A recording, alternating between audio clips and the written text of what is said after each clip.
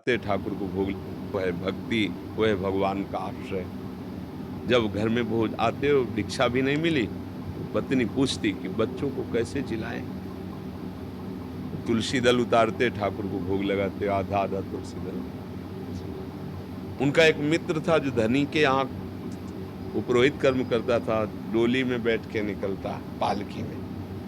वो कहता है, सुदामा जी हमारे यहाँ जो सेठ है ना, उनके यहाँ चलो, थोड़ी देर श्लोक बोलना, सब व्यवस्था उनका। हमने तो अपना सेठ श्री कृष्ण को वरण किया है, अब वो भूखे रखे चाहे मारे, हम दूसरे की गुलामी नहीं कर सकते। हमने तो भगवान को अपना माना है। हिले नहीं तो भगवान का हृदय हिल गया। एक दिन प्रसाद पा रहे थे से एकदम ऐसे हो गए। रुक्मिणी जी मन की बात, तो उनका प्रभु ऐसी स्थिति आपकी तभी होती जब कोई आपका भक्त भूखा होता है। तो भगवान के आंसू आ गए। हमारा पुराना मित्र है सुदामा, और कई दिन से उसके घर में भोजन, बच्चे। बोले प्रभु आप दुखी हो रहे हो, महालक्ष्मी स्वरूप आप आदेश करो, त्रिभुवन की राज्य लक्ष्मी उसके घर में। तो उनका बात तो यही कि उसके अंदर कामना नहीं है, और मेरे भक्त के अंदर यदि कामना नहीं होती तो माया मैं नहीं देता। मेरे भक्त के अंदर कामना नहीं होती तो मैं माया, और वो निष्काम भक्त है सुदामा, उसके अंदर कभी कामना आ ही नहीं सकती कि हे भगवान भोजन तो दे दो, कभी नहीं। तो रुक्मिणी जी ने कहा हम आपका दुख नहीं दे सकते, फिर हम कुछ रचती है। भगवान सोच रहे पहले में भक्त के हृदय में कामना पैदा करना पड़ेगा। गए एक भिक्षुक के रूप में, जब सुदामा जी भिक्षा को गए थे, भिक्षाम दे, अतिथि धर्म गृहस्थ में बहुत बड़ा धर्म होता है, दरवाजे आए हुए का आदर करना चाहिए। तो कुछ ना हो तो वचन से है, निकली भिक्षाम दे, तो उनका भगवान हम भिक्षा देने लायक नहीं। क्यों? उनका एक पुत्र हुआ है, इसलिए सूदक है। ठीक है, 15 दिन बाद आ जाएंगे। बोले मत आना, क्योंकि हमारे जो पुत्र हुआ है वो दरिद्र नामक पुत्र हुआ है, और इसका सूदक पूरे जीवन में नहीं जाएगा। अर्थात हम दरिद्र हैं, हमारे पास कुछ है ही नहीं जो मैं आपको दे सकूं। भगवान ने कहा सुना है तुम्हारे पति के मित्र द्वारिकाधीश भगवान है, जिनके मित्र श्री कृष्ण द्वारिकाधीश हैं, उनकी ये दशा। एक बार कहो ना अपने पति से कि अपने मित्र के पास जाएं। भगवान पत्नी आए, जब आए सुदामा जी तो पत्नी ने कहा कि हाँ हमें तो स्मरण नहीं था, आपके मित्र द्वारिकाधीश है ना, आप उनके पास जाओगे तो मैं कभी इस बात के लिए नहीं जाऊंगा कि श्री कृष्ण मुझे सांसारिक वस्तु दें। नहीं नहीं। बोले आप कब कह रही मांगना, आप केवल जाओगे तो आपकी दशा देख करके वो आपको दे देंगे। बोले तुम कहती हो तो हमें दर्शन मिलेंगे मेरे प्यारे के, इसलिए मैं जा सकता हूं। अब मित्र के पास, गुरु के पास जाए तो कुछ ऐसा शास्त्रीय सिद्धांत है, कुछ भेंट ले जाए। बेटी के यहाँ जाए, गुरुदेव के यहाँ जाए, आराध्य देव के यहाँ जाए, सब, और मित्र के यहाँ जाए तो उनका भेंट के लिए, और खुद खाने के लिए भेंट क्या। सुदामा जी की पत्नी का देखो प्रयास करती, 4-5 आस के मोहल्ले के घरों में गई तो कुछ तो ऐसे थे देखते ही बंद कर लेते थे दरवाजा, मांगेगी आके और क्या। थोड़ा एक प्रिय भाव रखती थी, हमारे पति द्वारिकाधीश से मिलने जा रहे हैं, कुछ उनकी भेंट के लिए। तो सूप होता है, सूप से जैसे पछोड़ा जाता है, अच्छे चावल पीछे हो जाते हैं, टूटे वाले आगे हो जाते हैं।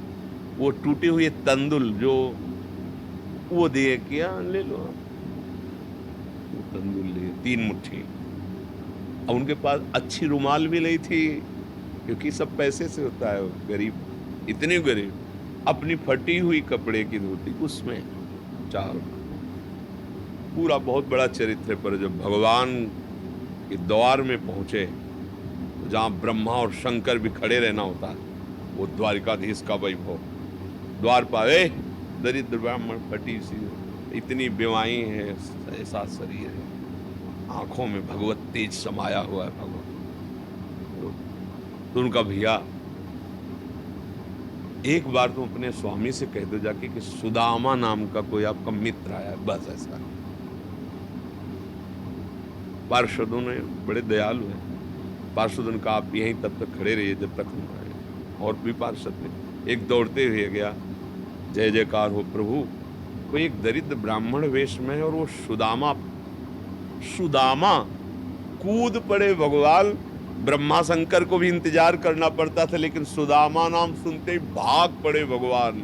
और ये सब आश्चर्यचकित बात रुक्मिणी जी, पार्षद सब देख रहे हैं कि ऐसे तो कभी भगवान नहीं भागे, कि भाई ब्रह्मा जी आए भगवान भाग पड़े या शंकर जी आए, सब आकर इंतजार करते हैं। और प्रभु जब निकल, प्रभु दौड़ के गए सुदामा जी संकुचित हो रहे हैं कि मेरी हड्डियां ऐसे सुकोमल, तन मेरे श्याम सुंदर के लग रही हूँ।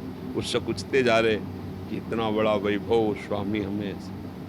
भगवान अपने हाथ से चरण पखारे सुदामा जी के, हाल रखकर।